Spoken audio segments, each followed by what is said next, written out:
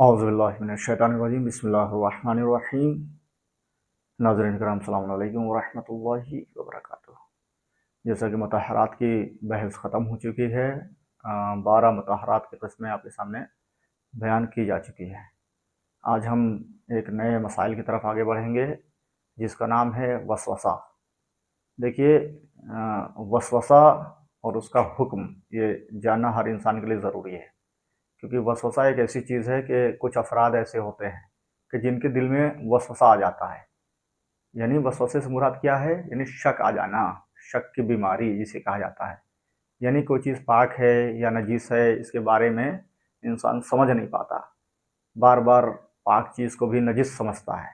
تو لہٰذا شک کا کیا علاج ہے، وسوسہ کسے کہتے ہیں، تو ہم اس ویڈیو میں آج جاننے والے ہیں۔ تو آئیے دیکھتے ہیں۔ سب سے پہلا سوال کہ نجاست یا طہارت کے حوالے سے وسوسے کے مریض کے لیے کیا حکم ہے؟ جو وسوسے کا مریض ہے اس کے لیے نجاست اور طہارت کے لیے شریعت میں کیا حکم ہے؟ تو اس کا واضح جواب یہ ہے کہ وسوسے کا شکار ایسا انسان جو نجس چیز کو دھونے میں عام انسان کی طرح یقین حاصل نہیں کر پاتا۔ اگر عام انسان کی طرح نجس چیز کو پاک کرے تو کافی ہے۔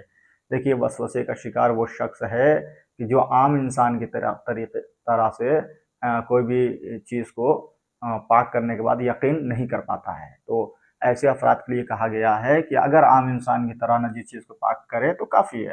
جس طریقے سے عام لوگ نجیس چیز کو پاک کرتے ہیں، اگر وہ بھی، جسے شک کی بیماری ہے، وہ بھی اگر اسی اعتبار سے پاک کر رہا ہے تو کافی ہے۔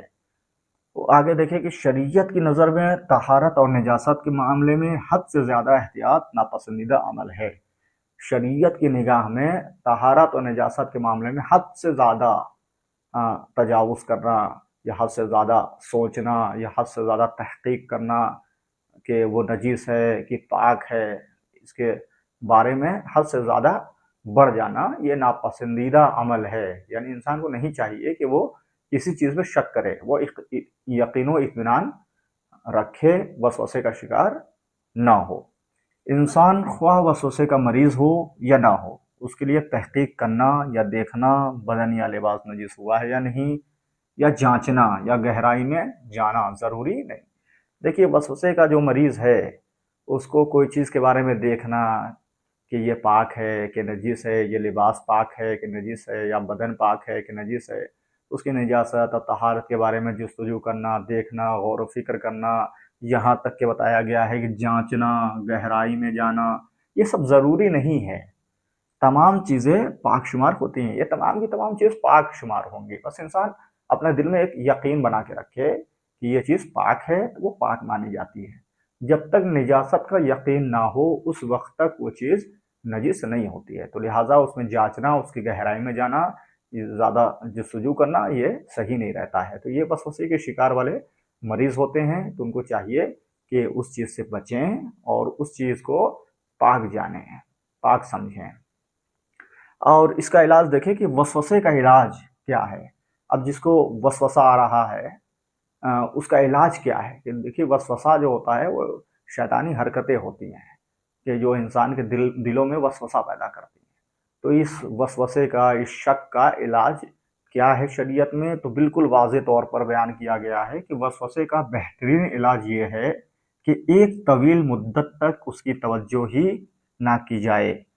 یعنی جس پہ وسوسہ وہ کر رہا ہے، جیسے وسوسے کا کوئی مریض ہے، مسلسل شک میں پڑا ہوا ہے، تو اس کا علاج یہ ہے کہ اس پر توجہ ہی نہ کرے۔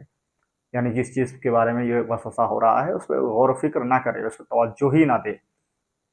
اور جتنے عرصے سے مکلف اس بیماری کا شکار ہوگا اتنی ہی مدت اس سے بے توجہی برتنی پڑے گی۔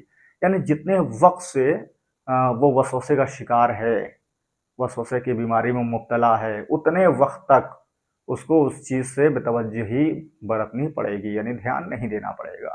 یعنی مثال کے طور پہ کوئی شخص ہے جو پورے سال وسوسے میں اس نے گزار دیا کہ یہ چیز پاک ہے کہ نجس ہے، میں نے وضو کیا ہے کہ نہیں کیا ہے، تمام چیزیں اس نے پوری سال جو ہے وسوسے میں گزار دیا ہے۔ تو اس کے لیے یہ ہے کہ وہ پورے 1 سال تک اس پہ توجہ نہ دے۔ اگر وہ نہیں دے رہا ہے تو وہ وسوسہ اس کے طرف سے ختم ہو جائے گا۔ تو یہ ایک بہترین علاج بتایا گیا ہے کہ बेतवज्जोही बरती जाए।